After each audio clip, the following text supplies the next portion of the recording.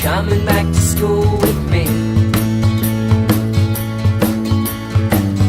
We could have done it all so easily. Hi, my name is Craig Thompson Wood. I'm the board game teacher. Thanks for coming to the classroom. Today we're taking a look at Robot Turtles by Think Fun Games. So a quick little history on Robot Turtles before we get right into it. Robot Turtles was created by a man by the name of Dan Shapiro. He was doing it he was sort of encouraged to find a way he's a computer programmer and wanted to teach his kids about computer programming and make a game about it. And so he created this and put it onto the crowdfunding Kickstarter, and this actually ended up breaking all previous records for Kickstarter funding for a board game. Which has since been broken by other games, but just goes to show the demand for this kind of thing out there for people to learn about these kinds of things. And I'll talk a little bit more about that at the end of the video. But let's get right to it. So in this video, I'm going to be doing away with the physical report card, just because people say it was hard to read anyways, and I'm just going to be putting the subtitles at the bottom to tell you what I think the marks are for the game, and save a tree. So, Robot Turtles, number of players I would give a B.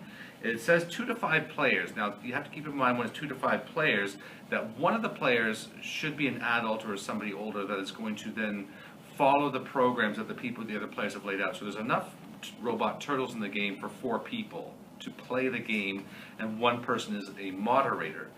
The learning, I give an A. I mean, this game is great. It teaches the basics of coding.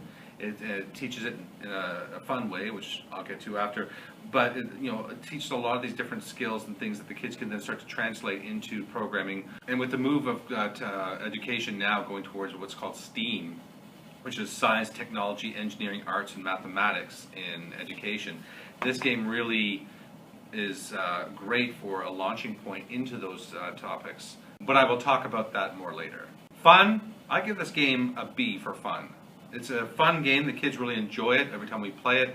The nice thing about it is it can be modified for different age groups. So primary kids are going to have certain expectations, whereas my junior kids, I have higher expectations, and they really enjoy it every time we played it. So solid B on this one for the fun. For the time, I give this game a B because the game is easy to set up, quick and easy to set up, quick and easy to explain, and you're just playing through. One mission can take like 5 minutes, so you can play really as long or as short as you want.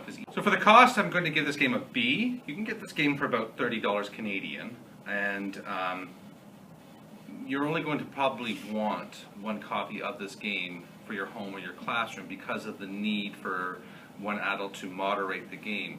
So it's not going to be able to have groups of students playing this game at the same time. So while you're not going to be buying multiple copies of this game because of the need for the moderator, I think you're getting value for what you're getting here. And so that's why I give this a B for cost. So this is the board for Robot Turtles. As you're playing the game, you can, as I said, if you're playing 2 players, it'll just be one person playing the turtles and one person being the moderator. So in this case, each person with the turtle is going to have this nice little card here, which represents their turtle and their associated color. They will also have a bug card and their order cards. Across the board, there's maps which show you how to lay out these different obstacles. There's stone walls, ice walls, and crates. Stone walls you cannot move through at all. Ice walls have to be melted with a laser. Crates cannot be destroyed, but can be pushed. Players are then going to have to work around these obstacles, programming their turtle to get to their gem. And here is their gem.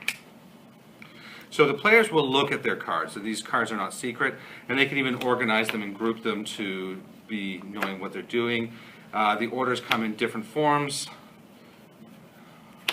So you have your turn left, your turn right cards, your move forward, and your shoot the laser to melt the ice wall. And you'll see the ice wall being melted by the laser.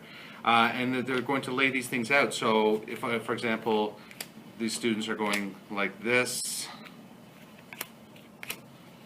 and they say, okay, that's my program so far, and they want to test their program, you can say, okay, so move forward, turn left, move forward. So that's where you're at now. And they're always trying to reach their gem.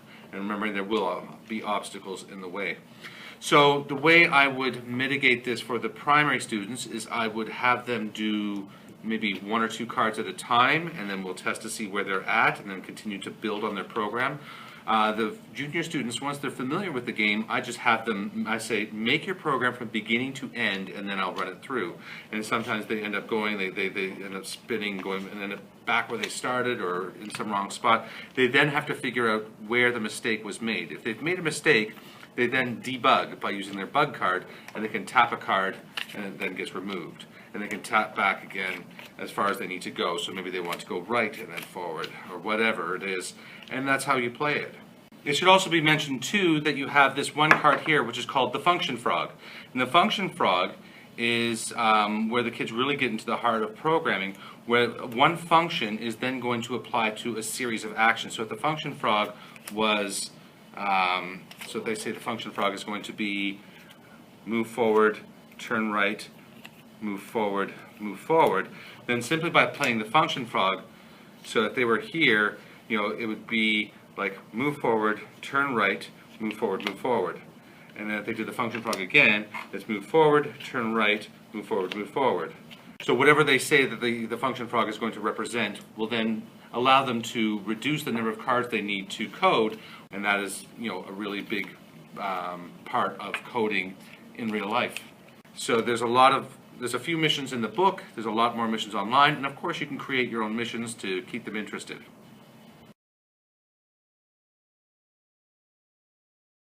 So that's going to be it for Robot Turtles. If you have any questions about this game, please leave me a message in the comment section below. I do know of a few other games which have now sort of followed in the same path as Robot Turtles for teaching coding to kids. If you'd like to know more about these games, or you'd like to know more about Robot Turtles, perhaps you'd like to see me do a playthrough of Robot Turtles with Timothy.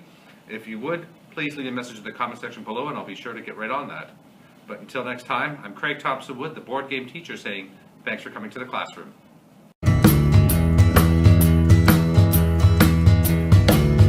Are you coming back to school with